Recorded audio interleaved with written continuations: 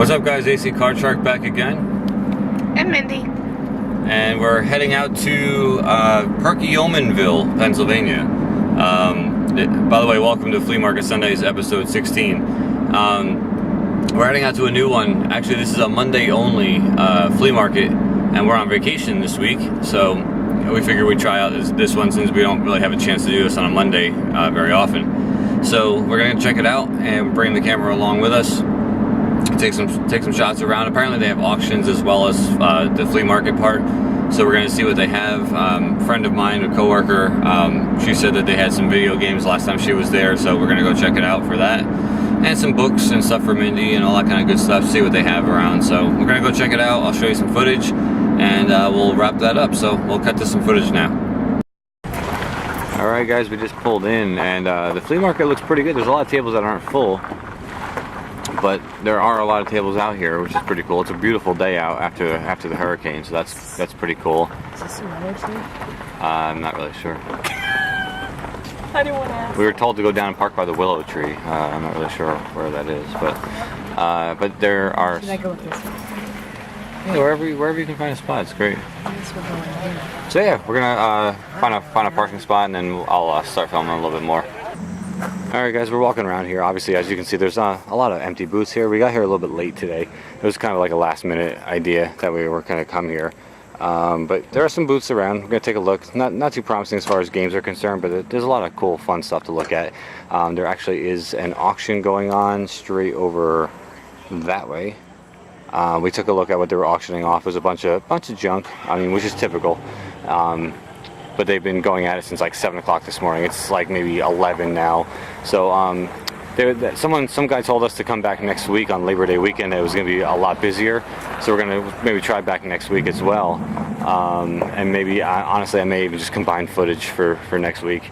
So you may actually be seeing the whole thing in one video. But I'm not going to take too much more footage, just because there's really not much to tape. If I happen to come across a game booth, I'll tape it. If not, I'll just cut to whatever's next. Maybe even next week's shots. So gonna cut to something right about now. All right, guys, we just left the flea market and we're heading back home. You guys should recognize this from one of my episodes. The Salvation Army thrift store. It's normally closed whenever we pass it because we always come down on Sundays, and being that today is a Monday, it's open. So we're gonna head in and see what we can find. I remember last time I was here, they did have some gaming stuff, and Mindy's gonna take a look at some books and all that kind of good stuff. So I'm not gonna take the camera inside because I always get funny looks, but we are gonna head in and hopefully find some stuff. All right, guys, back in the game room. We just got back from the flea market, and I forget the town name. It escapes me. It's something really long. Perkiomenville, that's what it was. Something like that. But anyway, it was pretty cool. They had live auctions going on. We got there a little bit late, and a lot of the good stuff was picked over and gone for the auctions. The flea market was pretty empty again. I think it starts like mad early. I think like they said you have to be there at like 6 a.m. to actually like to get anything good. So, but I did happen to come across one guy, and did pick up something. I'll save that till the end. But as you saw, we went to the Salvation Army thrift store. And I found one vinyl record, which I really liked.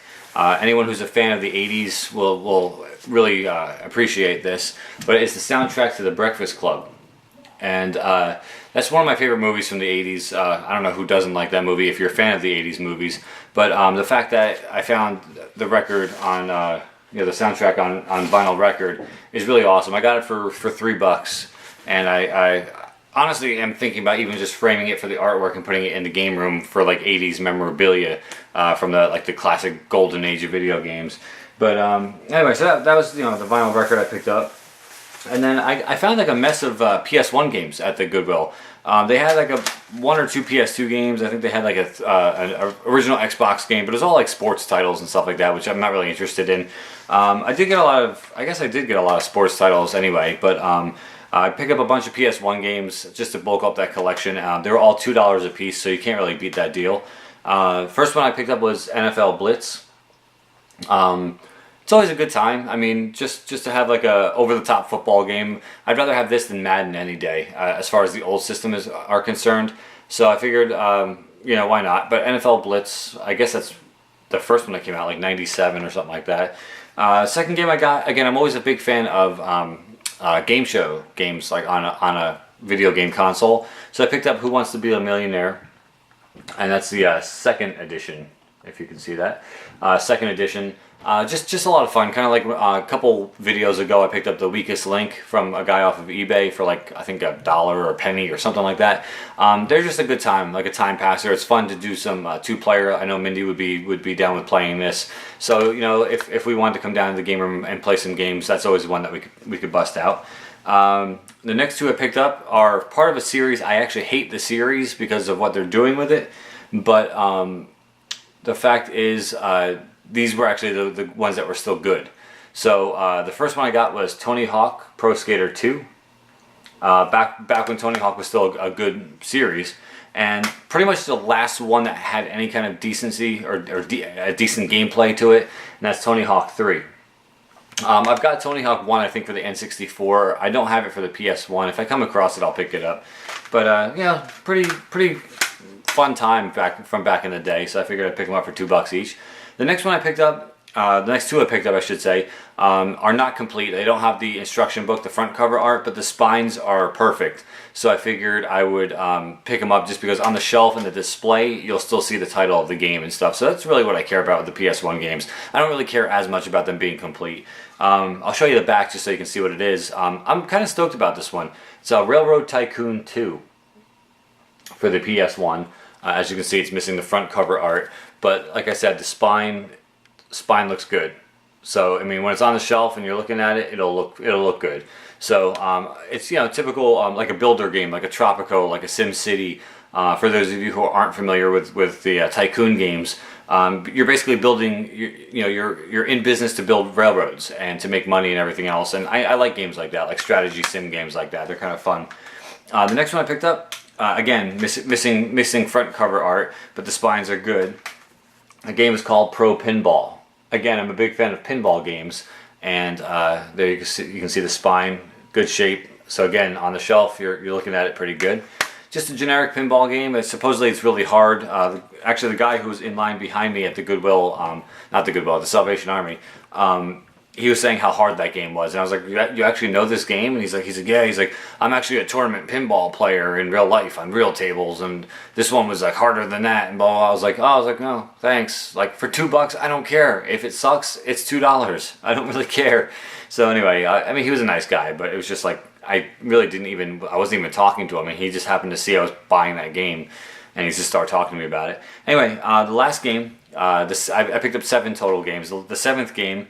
It is complete for the PS1. It's called 10 Pin Alley. Again, I'm a fan of bowling.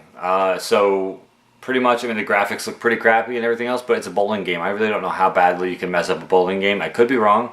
But for $2, I'm willing to give that game a shot. So, but that was what I picked up at the Goodwill, or the Salvation Army. And then the purchase I'm like most excited about came from the flea market. Actually, the only thing I actually found video game related at the flea market, because like I said, we got there our normal time that we normally go to, like Quakertown or anywhere else, but apparently this place packs up a lot earlier than any place else that we've ever been to, so we didn't really know that they were going to be dead by that point. So I think we're going back next week possibly, but I found this one guy and he kept hitting on Mindy. It was actually kind of funny. He was checking her out and talking to her, and then I walk up and he realized that we were together and stuff, and he kind of laid back a little bit. But it's kind of funny. I picked up some controllers, 4 controllers for a system that I don't own yet. And Mindy was like, "I've never seen that system before. I didn't know you needed controllers." I was like, "Oh, you haven't seen it because I don't have it yet." So it is the next one that's on my radar as far as collecting is concerned, because it's equivalent to the NES, but I did pick up some control pads for the Sega Master System, and as you can see, it's really nice and clean. It looks just like an NES controller, obviously, for those of you who aren't familiar with what the Sega Master System looks like. It has like the 2 buttons, which on this it's 1 and 2, obviously on an NES it's A and B.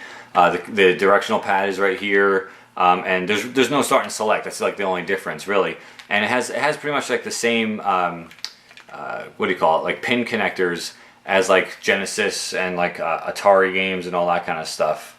So, but I did pick up that's the standard D-pad version, and then I also got 2 of the ones that have like a joystick built in. So you can sit there and play it rather than have to use the D-pad. You can sit there and just literally use like the joystick in every direction. But the same 2 buttons, the 1 and 2 button. And like I said, I did get 2 of those. And then the last thing that was in the box, it's a little bit beat up, but it should be okay to use, I hope. And that is the light gun. It's called the Light Phaser. If you take a look right here, it's the Sega Light Phaser.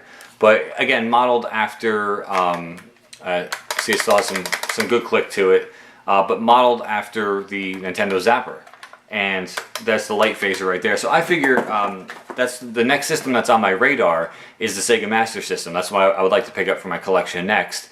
And on eBay, you can find all, as always, you can find all different kinds of options. If I can just find literally just the console and the TV plug and the AC plug, it'll be a lot cheaper than having all the controllers and accessories included. So I picked up that box of those 3 controllers and a Zapper, and he charged me $10. So I figured for $10 it was pretty good. They seem like they're in good condition. Again, I have no way to test them because I don't have the system yet, but hopefully soon I will. But I was pretty excited about that pickup. But that's about it. I mean, that's really all I picked up today. No NES games in sight in either place. Which is fine. I mean, because I have NES games coming in the mail from eBay, which you'll see in eBay unboxings as soon as I get those. And, you know, we're going to be hitting up Quakertown again on Sunday, so I'll probably pick up some more there. So, I mean, all in all, you know, it was kind of fun to pick up some different stuff that wasn't NES related. It's always fun to kind of pay attention to the rest of your collection sometimes. So, but that's about it. That's a week, I believe, I don't even know what week I'm on. 15? I'll say 15, 16 maybe, whatever. Whichever week I'm on right now. Till next week, guys, AC Card Shark. Take care.